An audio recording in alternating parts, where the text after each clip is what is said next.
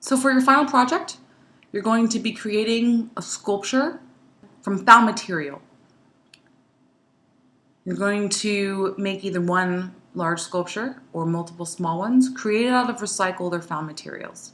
Bear in mind that I will ask you why you selected the specific materials you've chosen to use. The material you're creating the sculpture with is as important as the sculpture itself. So found art objects are objects that are modified by the artist and presented as artwork. Found objects describe art that is created from undisguised yet modified objects or products. So we can recognize what they are, but they've been changed. And these objects or products are not normally considered materials from which art is made. We're not using quote unquote traditional art material. These products are not normally considered materials art's made with because they have already a non-art function. Found objects derive their identity as art from designation placed on them by the artist and from the social history that comes with the object. When you're using an object in a found art piece, it is important because you chose that and you're giving that object meaning as an artist, yet you're still acknowledging the meaning the object already has because of our social, cultural use of that object. Here are 3 definitions taken from Tate's website on this exact subject here. The first one is found object is a natural or man-made object or fragment of an object that is found or sometimes bought by an artist and kept because of intrinsic interest the artist sees in it. This could be every time you see animal bones on the ground, you pick them up, or that you dry flower petals, or you have all of your baby teeth, something like that that you've been keeping, or that you saw outside and you felt like was important enough to take. Assemblage, of course, is also included in this. Assemblage has to do with putting pieces together, putting objects that already have meaning and shape together to make a new thing. And then, of course, the ready-made. We learned about Marcel Duchamp in our class. He made the urinal called the fountain. Among other pieces, they're called ready-mades, and they're pieces of art that he's made from already manufactured objects, and it is applied generally to other artworks artists have made in the same way. So using a mass-produced object and applying that to art. Here's a couple examples, again from the Tate site, of artists making pieces from found object. Of course, Marcel Duchamp's ready-mades are part of his assemblage. We have the inclusion of the Dada and the Surrealist movements in this. We have the sculptor Henry Moore. This is the piece on the left. He was really known for collecting bones or flints that he seemed to have treated as natural sculptures. He used these sculptures to inform his own work. We, of course, have our example here with Marcel Duchamp, including ready-made here with his urinal, known as fountain. It's, again, really challenging what techniques or what materials can be used to produce art. Picasso, of course, is considered an originator from this as well. He's not included here, but he used to incorporate newspapers and things like matchboxes into his cubist collages. And he'd make his cubist constructions from various scavenged materials. Salvador Dali here, the lobster telephone. A lot of this is based off of the idea of the uncanny. And Freud, it has to do with the unconscious and dreams. And the unlikely combination of found objects to make unsettling sculptures. We both recognize and do not recognize at the same time. We understand as a lobster and a telephone, but then the use of putting those together becomes uncanny as they are being combined in a strange kind of unsettling way. The idea of putting a lobster up to your face is very unsettling. Here's a student example from last year. He's using old wire, plastic pieces he had. Standard craft material, wood blocks, yarn, buttons, pom-poms. He has these 2 wine corks, creating these little dolls. You can also use this presentation here as a sample as how you should be documenting your work when I'm talking about not having distracting things in the background and focusing on the subject and lighting them well enough. So here we have some details of that work. So it's not the most ambitious project, but they are made out of found materials, these sweet sculptures, little dolls. The next one I have, this student smoked a lot. He made these flowers from the wrappers of his cigarillos.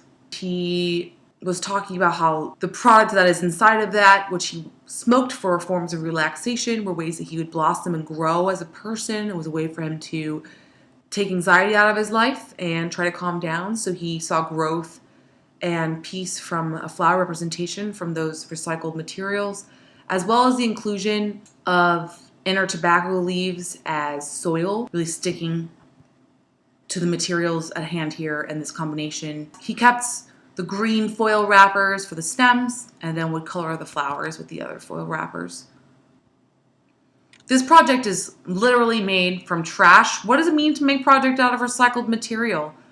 As opposed to just reusing an object for something else, what does it mean when you're literally making it out of trash? It seems to be using trash would bring social awareness to ecological problems, to recycling, to trash, to our earth. So there's a really nice notion of using recycled material in this sense here, where it's literally discarded items, trash, as opposed to simply something that you found or are repurposing. This is actually a small little play area where you can spin things and you can flick things and different ways of interacting with this sculpture here to view it. The spring would bounce. You could move the noodles up and down it. This bottle in the front spun in a circle so you can see the pom-poms moving. There's a spring on the left where you could play with that. You can flick that. You can see these toothpicks with pine cones on them that you could move in and out and spin, as well as old craft material, old paint containers that she finished from her favorite color, the pens that she's been using all semester, the water bottle she had in class. There's the pen cap to the pen. And she made this kind of small cityscape, if you will, produced out of these objects. This student collects seashells from the lake shore. Sometimes I think she's bought them. I don't think they're all from the Buffalo or Western New York area, although I think most of these shells are. And she put these together with hot glue to make this small, very commercial looking object. The colors, of course, go with each other. They're very neutral, warm, with the inclusion of some mauve pinks and mauve purples, but for the most part, very neutral gray, beige type yellow warm colors. She put these pieces together to make a little city with these shells. She was thinking about barnacles, as well as other ways of getting dimension from stacking these together. She originally created each little small part by itself, and then she assembled the small pieces together into one. This is the last sample I have for you. The student used a lot of soil. She has repurposed cans. She has plants growing out of things. She has these plants coming out of the heart of a woman and out of where her head would be, as well as these thumbtacks that are piercing into her torso. We have shoes in the bottom where the bottom of a person's figure would be. We have dead flowers hanging from underneath the waist, which can be reminiscent of ovaries or female reproduction on this female mannequin that we have here, as well as this cart here, which has continuous growth. We have a repeated use of red, leather, which is a skin material, which is a really nice inclusion in terms of this project because it's relating to a body, right? So we have this really nice repetition of red. She asked us to have our own open interpretation. The student at the time was pregnant. A lot of people were talking about her own personal experience of carrying a child, the pain that can come with that in your body. There's also the whole notion of growth from a female body. There's also these dried up dead flowers, which is an interesting inclusion here. Men's shoes. Overall, really nice investigation of the idea of growth and body and what is natural, using the white, green, red, and a neutral brown with this nice silvery tin color.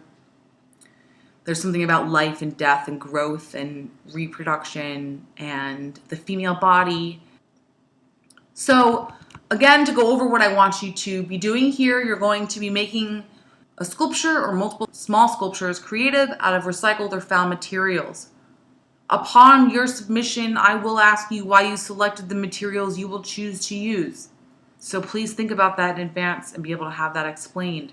You can always include that in your statement. Bear in mind the material you are creating the sculpture with is as important as the sculpture itself. You will have an in-process submission date as well as a final submission date. And remember that I would like for you to title your work as well as include a short artist statement about the piece. When I ask you for a statement, please remember that the statement is based on the content of the work and not simply how you made it. I want to know what the work is about and why you made the choices that you made, not just what simply or how you made those choices. If you have any questions, please feel free to contact me and reach out. Otherwise, I hope that you really enjoy this piece as a distraction to what we're going on right now.